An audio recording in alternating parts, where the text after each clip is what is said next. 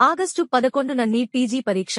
November తర్వాతే తరగతులు. ఈనాడు Hyderabad NEET PG ప్రవేశ పరీక్షను ఆగస్టు 11న 2 షిఫ్టుల్లో నిర్వహించనున్నట్లు national board of examinations in medical sciences (NBEMS) శుక్రవారం ప్రకటించింది.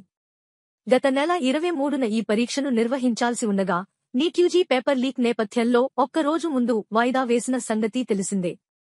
ఇప్పటికే 3 సార్లు రీషెడ్యూల్ అయిన నీట్ పీజీ పరీక్ష కోసం విద్యార్థులు కళ్లు కాయలు కాచేలా ఎదురుచూస్తున్నారు.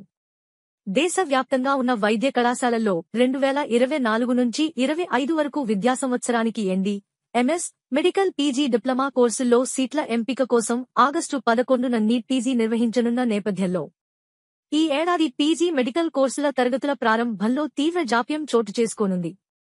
తాజా షెడ్యూలును బట్టి పీజీ తరగతుల ప్రారంభం నవంబరు లేదా అంతకంటే జాప్యమయ్యే అవకాశం ఉందని భావిస్తున్నారు.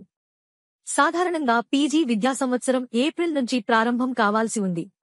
గత కొన్నేళ్లుగా పీజీ విద్యా సంవత్సరం అస్తవ్యస్తంగా మారింది. గతంలో కోవిడ్ నేపథ్యంలో ఏడాదిపాటు నీట్ పీజీ పరీక్ష నిర్వహణ ఆలస్యమైంది.